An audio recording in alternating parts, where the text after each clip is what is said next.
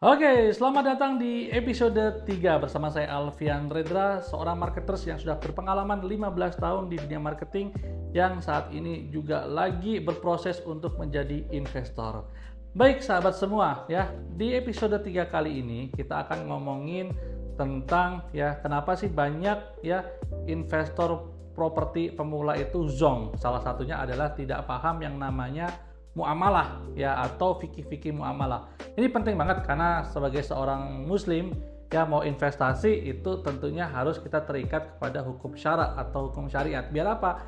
Biar investasi kita ini hartanya berkah ya, tentunya bertambah kebaikan baik berupa pahala ya dan juga berupa cuan pundi-pundi uang ya, bisa berkembang secara halal. Nah, ngomongin fakta kondisi market properti Bapak Ibu semua, itu selalu terkait dengan yang namanya kondisi ekonomi global.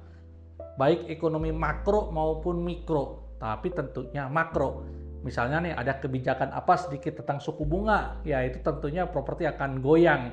Ada kebijakan tentang subsidi, nah itu akan memang berpengaruh banget terhadap ya namanya global economic. Nah, makanya penting nih sebagai seorang investor, kita juga hari ini juga ngelihat dikit-dikit lah untuk bagaimana sih ngomongin makroekonomi gitu. Nah, kenapa? Ini berkaitan dengan kapan saatnya kita jual, kapan saatnya kita beli properti. Iya. Nah, saat misalnya pandemi itu sebenarnya properti investasi itu naik. Memang properti hunian memang lagi turun. Banyak NPL itu memang macet, apalagi di kelas menengah itu kelas menengah banyak yang hilang ya, akhirnya nggak bisa beli rumah. Nah, karena memang macetnya banyak dan banyak juga yang terjerat pinjol dan lain sebagainya ya, akhirnya dia nggak lolos dari checking dan akhirnya ya tidak bisa beli rumah. Nah, di properti sendiri sebenarnya itu ngomongin properti kan ada yang properti konvensional developer ya, ada yang main konvensional pakai pakai bank, ada yang memang properti syariah. Properti syariah juga terbagi dua, ada yang non bank benar-benar tanpa bank, nyicil langsung ke developer, ada yang masih menggunakan juga bank syariah. Tentu kita harus belajar, biar apa? Biar kita itu paham sebelum berinvestasi, biar jadi pahala tadi tentunya. Nah, kembali lagi ke sini ya, ini ada yang sell, ada yang kapan saatnya kita jual, kapan saatnya kita beli. Nah, memang ketika waktu pandemi kemarin, itu kalau kita punya duit, pas punya duit, makanya kita financial literasinya atau financial planningnya harus kuat ya. Nah, itu cocok banget kita beli karena pas waktu itu memang harganya lagi cukup oke, itu turun tuh ya kan. Beli. Nanti jualnya kapan? Nah, nanti jualnya mungkin pas lagi propertinya naik gitu, teman-teman. Tapi ada yang butuh uang cepat, biasanya dijual tuh. Nah, itu teman-teman harus tetap ngelihat kondisi ekonomi biar kita tahu kapan saatnya beli, saatnya jual. Itu kalau teman-teman sebagai investor properti trading ya. Tapi kalau investor murni ya udah 10 tahun pokoknya invest saja sampai balik modal intinya gitu. Ya. Oke, kita lanjut lagi. Nah, ini tipe investor mana Anda? Ini teman-teman bisa ngecek ke diri sendiri. Apakah saya tipenya konservatif, tipenya moderat atau agresif? Trading tadi ya. Ya. Beli terus jual, beli jual ya kan? Beli jual itu agresif. Atau moderat nih, moderat tuh di tengah-tengah, intinya aman tapi juga agak-agak spekulan dikit lah. Tapi apa yang konservatif? Konservatif itu bener-bener ya udah main aman aja ya. Misalnya beli kos-kosan yang dekat kampus itu jelas aman, ROI 10% per tahun, balik modal di 10 tahun, itu konservatif. Moderat ya sedikit-sedikit gambling lah dengan ya cari lokasi-lokasi yang memang ini bener nggak sih gitu kan, bisa jadi. Nah, teman-teman sesuaikan dengan umur ya kan. Berikutnya adalah sesuaikan juga dengan finansial strategi Anda, termasuk financial planning Anda untuk ya teman-teman tipe yang mana ya. Tipe yang mana. Kalau saya sendiri memang cenderung ke konservatif sebenarnya. Main aman kalau untuk diinvestasi. Kalau yang nggak aman, yang agresif, biasanya saya investasi tetap ke ya yang saya kuasai. Jadi benar-benar bukan yang tidak saya kuasai, ke bisnis saya, ke budget iklan ya kan, ke tim, itu biasanya ke situ. Tapi kalau ke properti saya kecenderungannya memang lebih ke konservatif ya, sedikit moderat. Kalau saya ini bukan benar dan salah, tapi ini tinggal teman-teman tipe yang mana sebenarnya. Nah, kalau ngomongin global economic, sekarang kita masuk di 2025 ya. Ini kalau teman-teman ngelihat ya yang terjadi dari tahun 2020 sampai 2025. Di 2020 Bapak Ibu, kita itu mengalami pandemi market di Maret ya. Fed itu menurunkan bunganya sampai 0,25%. Di 2021 kita mengalami inflasi global ya. Fed mencetak dolar baru karena dia mencetak dolar baru. Kemudian di 2022 Fed menaikkan suku bunga hingga 45%. Akhirnya terjadi bubble market ya. Kemudian di 2023 mulai deflasi. Investor mulai masuk ke pasar saham ya. Kemudian harga saham mulai naik di sepanjang tahun pada waktu itu. Kemudian di 2024 sempat ya market benar-benar deflasi ya, susah ya, penjualan lesu dan lain sebagainya. Harga saham sedang tinggi-tingginya di harga yang belum pernah tercapai sebelumnya, baik di luar maupun di dalam negeri. Nah 2025 ini terjadi market crash lah, apalagi waktu kemarin Donald Trump terpilih kembali dan termasuk waktu di Indonesia juga pemilihan presiden ya lagi pada waktu itu.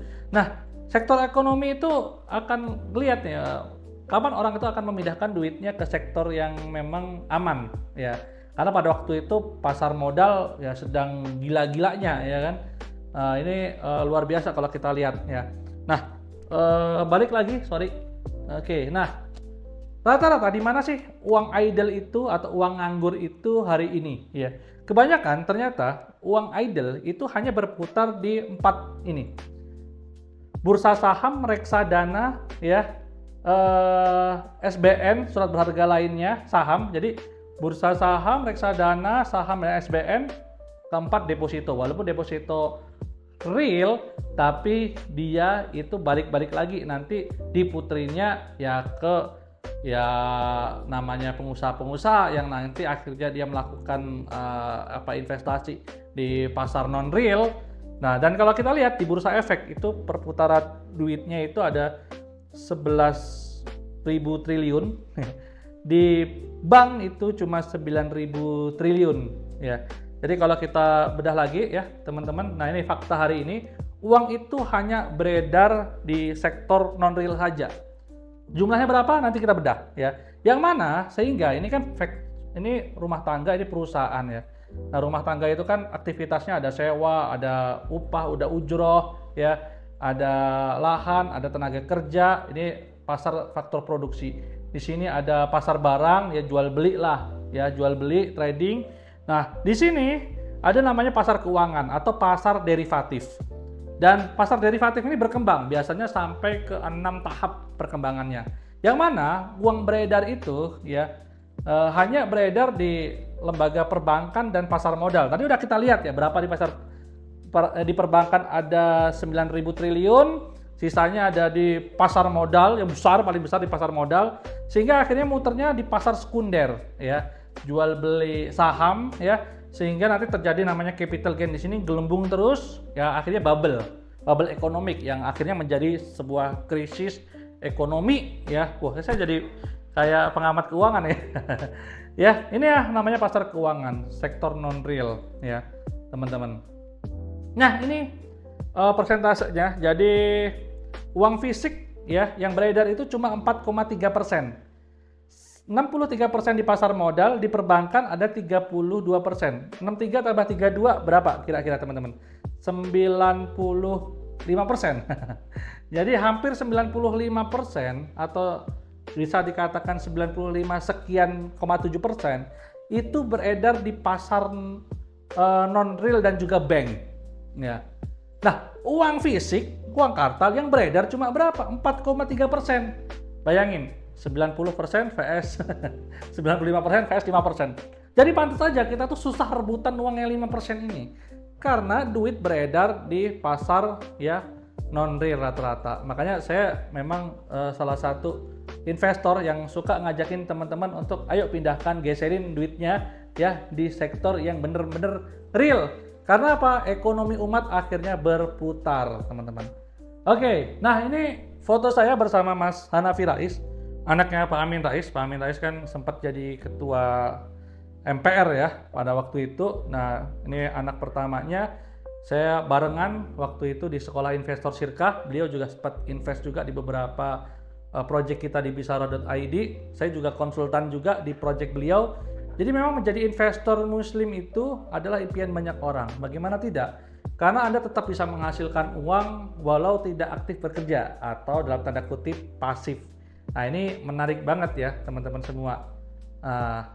Berikutnya next. Nah ini project yang kita garap ya teman-teman.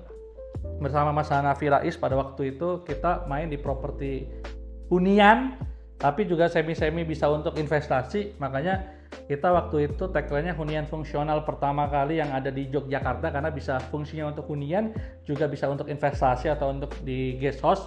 Kita gandeng pada waktu itu operatornya salah satunya juga Simply Homey ya, ini operator guest house rekor muri juga ya.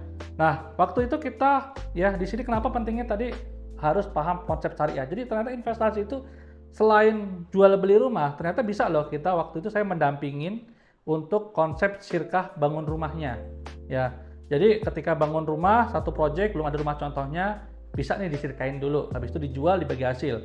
Kemudian konsep jual beli murabahah materialnya. Nah, saat pembangunan misalnya pembangunan gate jalan ya, itu butuh memang investasi di material atau di interiornya yang pendek-pendek, itu juga bisa dengan murabahah. Atau bisa konsep syirkah projectnya semuanya disirkahin bisa. Atau investor trading ya, dia beli di awal project kemudian dijual ketika project ini sudah mulai jadi, mulai terlihat saat harganya udah naik.